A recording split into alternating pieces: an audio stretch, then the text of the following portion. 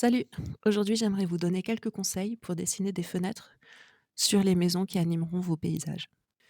Que vous partiez d'une photo ou sur le motif, ce qui est important, c'est de chercher les lignes qui entourent votre dessin, c'est-à-dire une ligne du toit, la ligne qui ferme la maison à gauche, pareil pour la ligne qui ferme la maison à droite.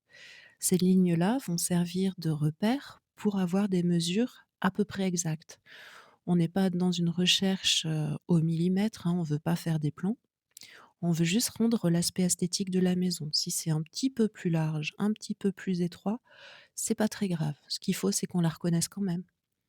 Donc ce qu'on va faire, une fois que ces lignes sont posées, donc essayez d'être bien vertical quand vous dessinez les lignes, des murs et cherchez l'angle de la ligne du toit. Une fois que c'est posé, vous allez pouvoir aller de plus en plus dans le détail. Donc moi, ce qui a attiré mon œil, en fait, c'est la petite frise, juste sous le toit, qu'on appelle une génoise. Je sais qu'il y en a en Ardèche, il doit certainement y en avoir, ailleurs en France et c'est un petit, comment dire? C'est un petit feston, en fait, qui indique la richesse du propriétaire. Voilà pour la petite info. Il peut y avoir un rang, 2 rangs, 3 rangs, voire 4 rangs même et on voit aussi que, la fenêtre, elle est entourée de belles pierres qu'on appelle des linteaux, je crois. Et sur ces linteaux, on a un arc de décharge, en fait. C'est les petites pierres qui font comme, une voûte, juste au-dessus du haut de la fenêtre. Donc ça aussi, c'est des très jolies choses qui donnent beaucoup de caractère à la maison, qui valent vraiment le coup d'être dessinées. On voit au niveau des pierres, on a des pierres grises, des pierres, légèrement fumées, des pierres orangées. On a les tuiles donc qui composent la frise et on a les métaux, qui font la gouttière. Donc c'est des harmonies qui vont du bleu-gris au beige, ocre en passant par des couleurs un peu plus marron, orangé. Donc des belles harmonies assez douces.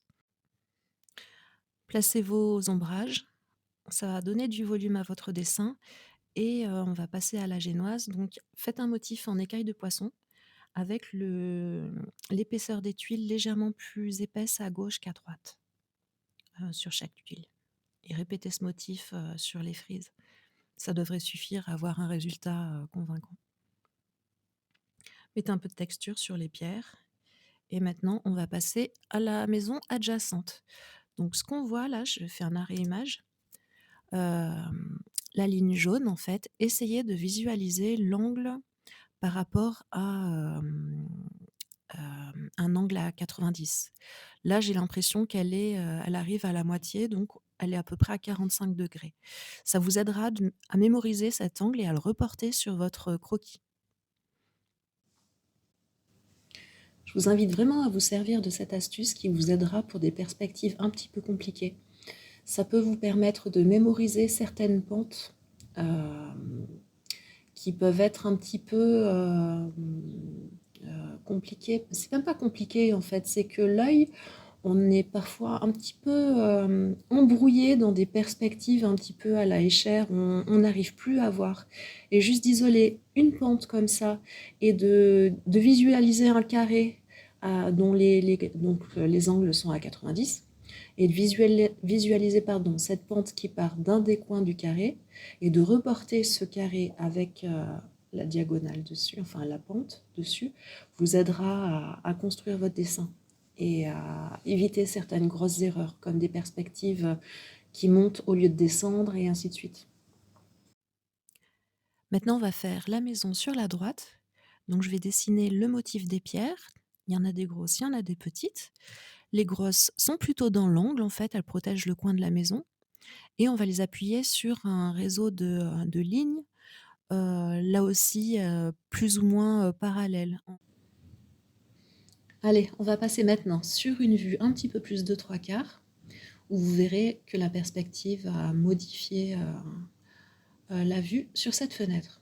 Donc ce qu'on peut repérer, c'est que la fenêtre est très étroitisée et on a une vue sur l'épaisseur du mur, avec notamment une petite rainure qui est travaillée comme ça dans l'encadrement de la fenêtre. Toujours les linteaux, toujours la pierre d'appui, toujours les jambages à gauche, à droite de la fenêtre. L'arc de déchargement est présent, mais il est étroitisé.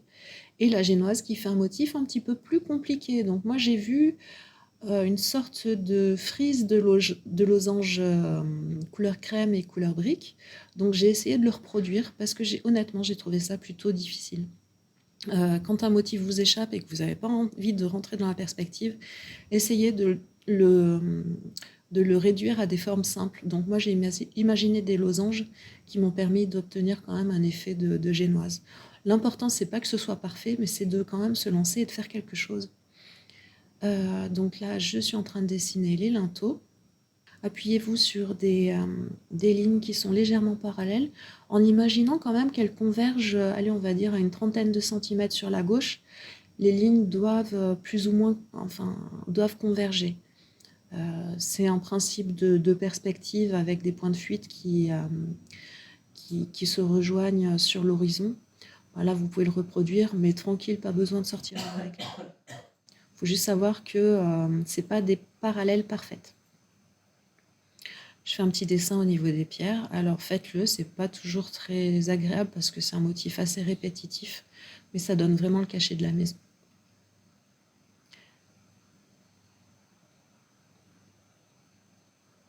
Et là aussi, les pierres s'appuient sur une sorte de grille avec ces mêmes lignes dont je parlais, qui convergent sur un point de fuite à gauche et qui vont venir structurer un petit peu le motif de pierre de la maison. Si le dessin de paysage et de vue de village de campagne française vous intéresse, je vous invite à vous abonner et laissez-moi un commentaire en fait de ce qui vous plaît justement dans ces paysages. Et à bientôt. Bonne peinture. Ciao, ciao!